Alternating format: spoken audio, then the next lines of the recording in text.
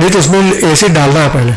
जब सोल्यूशन में पहले तुमने पेपर को डाल दिया बोरेट के सोल्यूशन में, फिर उसमें सोल्यूशन में एसिडिफाइड करना है, फिर पेपर को बाहर निकालना है, फिर निकाल के धूप में रखना है, सुखाना है।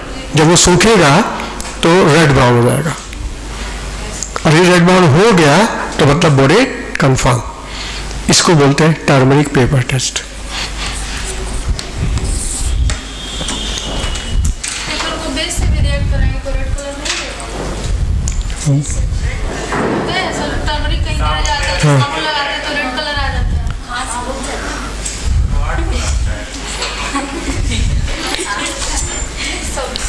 सुनो, बोरेट का सॉल्ट है ना,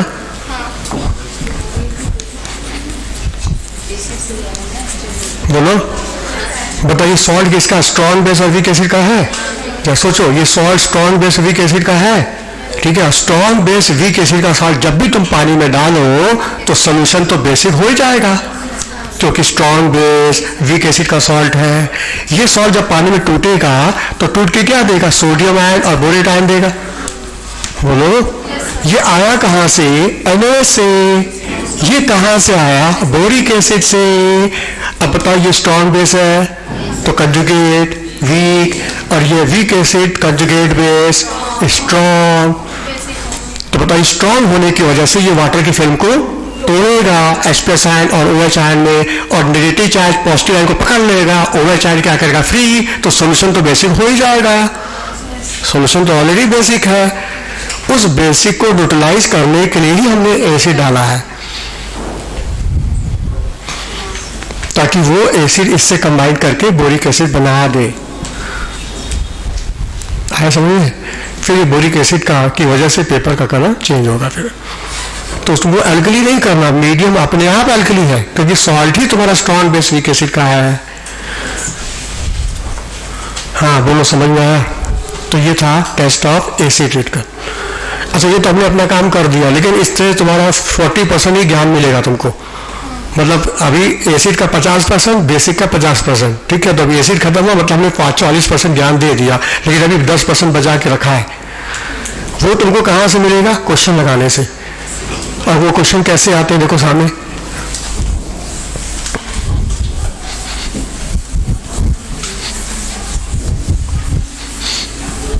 हाँ, क्वेश्चन लगा दो एक ठो। हाँ, सॉल्ट ए। जब इस तरह से क्वेश्चन लगाएंगे ना तो तुम्हारा ये टेस्ट सब प्रैक्टिकल रिवाइज हो जाएगा। तुम्हारा काम है कॉपी पढ़ना, अब मेरा काम है क्वेश्चन देके पकाना। तो कैसे पकाना? देखो सामने, salt A on heating a, salt A on heating a, 2 colorless gas B and C, 2 colorless gas B and C, living residue D, living residue D,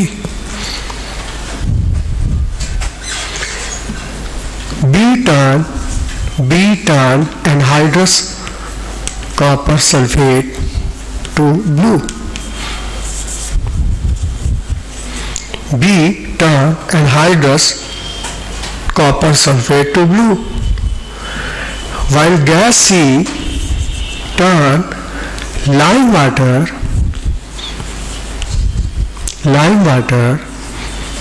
milky। जो गैस सी है वो लाइम वाटर को milky करती है।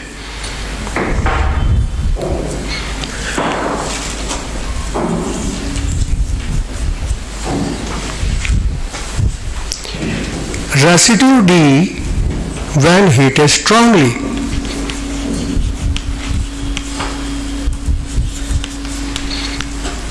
residue D when heated strongly give 2 salt E and F। जब residue D को heat करते हैं स्ट्रांगली तो हमको 2 सॉल्ट मिलते हैं E and F। E give white precipitate with barium chloride, E give white precipitate with barium chloride, while F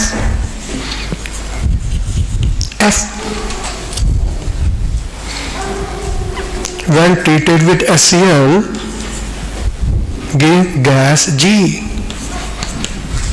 F को जब HCl से ट्रीट करते हो तो gas G. The gas G when pass through SO2 solution, gas G when pass into the SO2 give yellow white turbidity H, yellow white turbidity H. Identify the salt A. Identify the salt A. Option दे दिया chart A B C D, 4 salt दे दिया, बताओ salt क्या है? Option दे या ना दे? दे तो उसमें जल्दी आ जाएगा, और नहीं देंगे तुम दिमाग पे जोर मारोगे, वो जोर मारोगे वही ज्ञान निकलेगा अंदर से, मेहनत से आएगा ना वो तुम्हारी, ये तो ऑप्शन तुमको रास्ता दे देगा।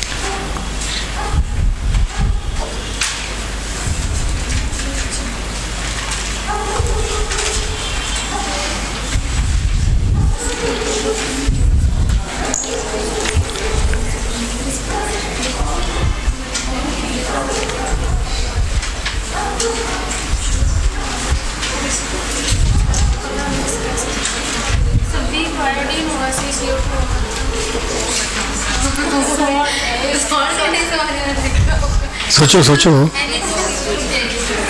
ऑप्शन दे दे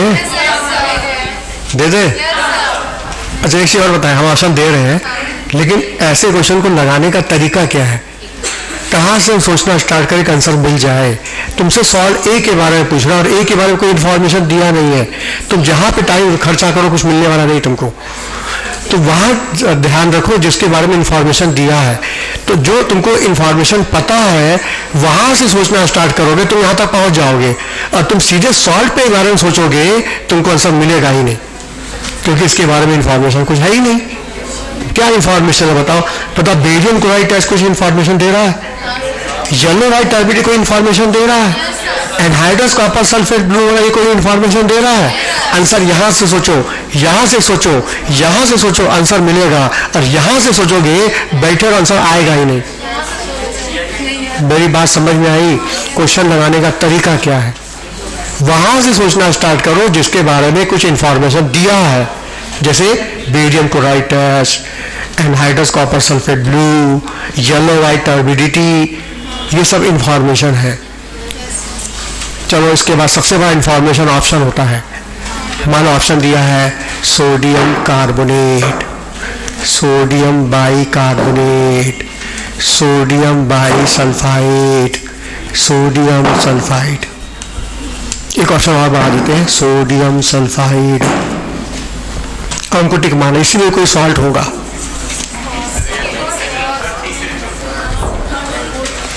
ये बताओ येलो वाइट टर्बिडिटी होती किसकी है? सल्फर की। इसका मतलब इस सॉल्ट में कहीं सल्फर होगा, और सल्फर कहाँ दिख रहा है? यहाँ, सॉरी यहाँ और यहाँ दिख रहा है, तो ये ऑप्शन तो कट रहा है।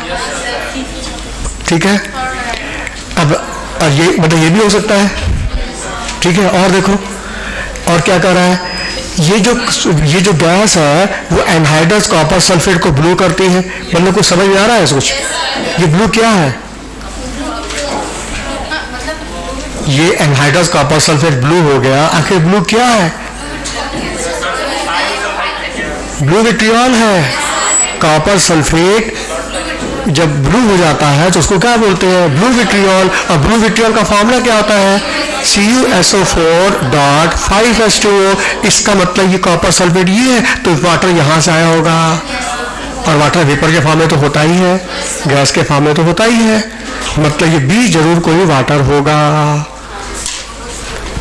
और ये लाइव वाटर को मिल्की कर रहा है, और ये सल्फर भी इशारा कर रहा है, तो निश्चित वो सॉल्ट ये भी हो सकता है और ये भी हो सकता है।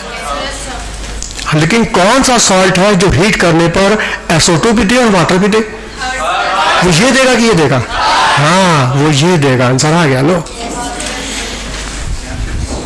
अब जरा लिखना स्टार्ट करते हैं। मान लो सॉल्ट NaHSO3, चलो, और तुमने इसको गर्म कर दिया, तो जानते हो गैस भी कौन सी बनेगी? वाटर। और इसमें से गैस कौन सी निकलेगी? SO2।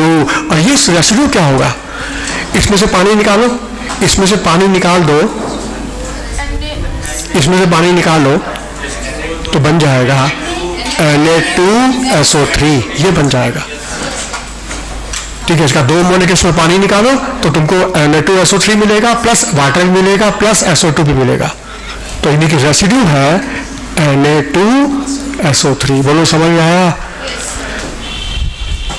अच्छा, अब देखो सामने, इस Na2SO3 को हीट करोगे तो 2 सॉल्ट बन रहे हैं।